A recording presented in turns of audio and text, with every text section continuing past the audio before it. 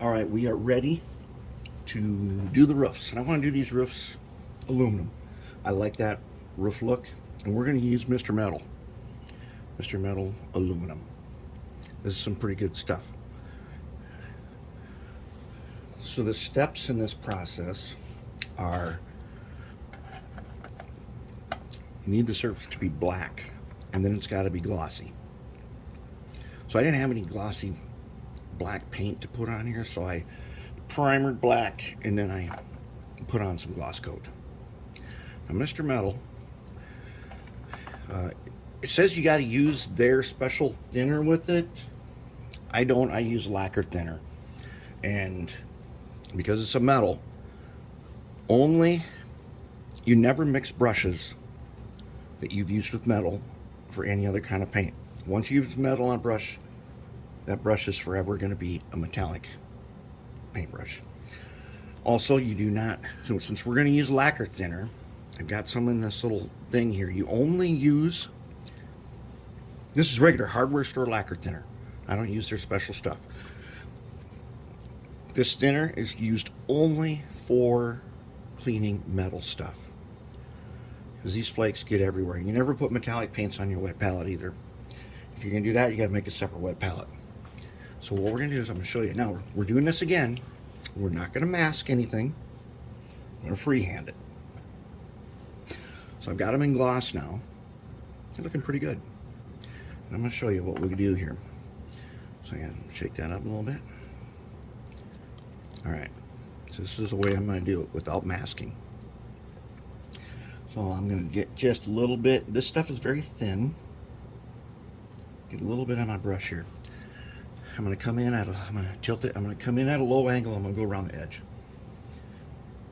And you kind of got to wipe it back and forth. This has special properties, so don't really worry about globs and, well, you want to smooth out globs, but don't really worry about brush strokes, because when we're done with this metal, you polish it. So I like to get close to the edge. That way, on some of these here, I accidentally went over it. That's not going to matter when we shade this. That'll be fine. But let's see if we can do it without getting that. And then I want to paint the very end here just by wiping my brush like that. Both ends. I will say this, if you learn to paint without masking, painting becomes a lot more fun when you don't have to do these endless setups of masking. That's one thing that prevents a lot of people from doing a lot of painting, is all of the masking that people think you have to do. So we're trying to do this without masking. That's why I'm doing these ends, so that I don't end up sweeping my brush off the end and then getting it on like I just showed you that mistake. You know, look very carefully, make sure that we have got it where we want it. Okay, that's not too bad. Let's go ahead and do a little sweep there. All right, let's do a little sweep over here. Okay, now I've kind of got it framed. So now I'm going to go ahead and I'm going to start one side here. And I'm not going to go all the way down. I'm just going to go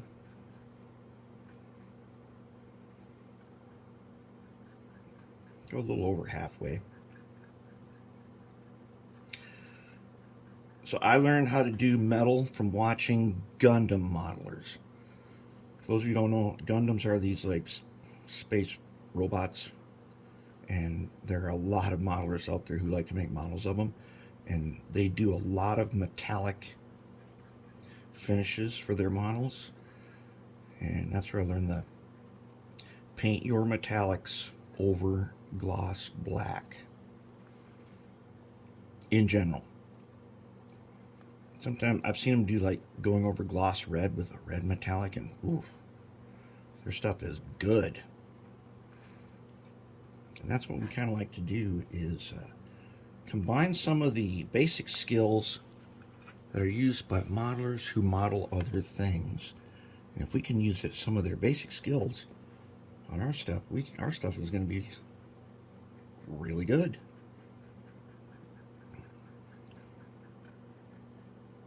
Guys that paint metal stuff all the time generally know how to do it. So that's why I go look for their tips. Okay, now I'm getting it filled in. I just want to look for spots where it has not like hit the edge. The black will show through, and I'll touch that up. And then maybe later I can touch it up again later if I want to.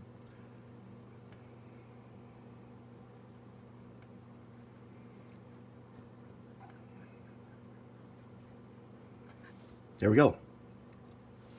That's it. All right. Now, we're going to wait a while and come back, and I'm going to show you what we do next. Okay, it takes around 5 minutes or so. It's actually been, I think, 15.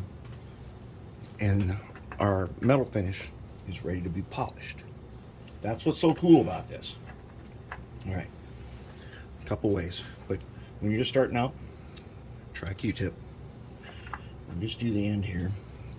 See if you can zoom in. You might be able to see. No, you're not going to be able to see with my hand in the way. I'll show you up close in just a second here. Let's do something here. Okay. So you can take a Q-tip. You can start polishing. If it's not dry, you'll find out. Just start lightly polishing. If it's nice and dry, you can put quite a bit of weight on it. And you'll start to get, as you can see, it's polishing. You'll start to get a really, really nice metal finish. This is the first time I've done the aluminum one. I've done a lot of the chrome. It's, in my opinion, that Mr. Metal Chrome is the best chrome paint that to simulate chrome that I've ever used, and I've probably tried them all. Now, a faster way.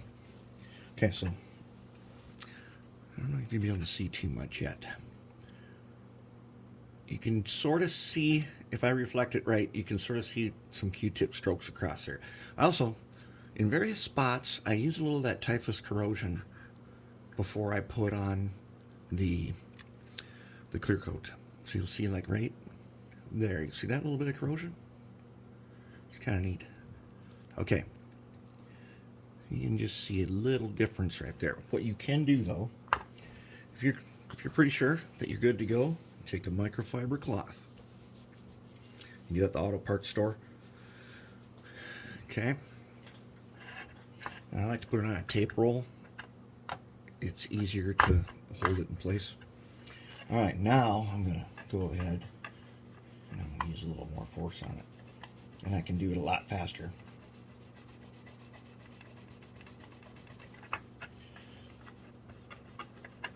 And this microfiber cloth polishes it up real quick. So now we're getting somewhere.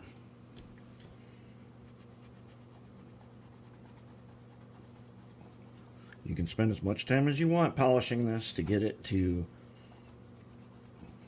however shiny you want. But since it's aluminum, it's going to have a little bit of an oxidized effect on it. Not too much. I actually kind of like it shiny, and I'm probably not going to let the matte finish touch this top.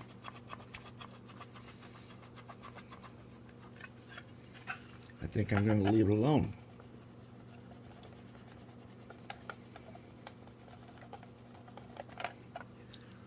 Okay. Now you can see some reflection, huh? That's pretty good.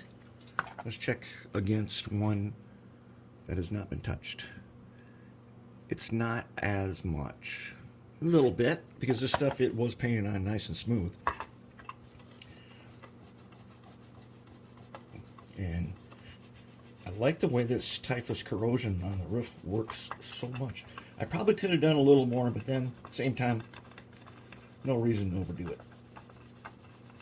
It's got some cool effects. Each one has just a tiny bit. Makes them all look just a little bit different.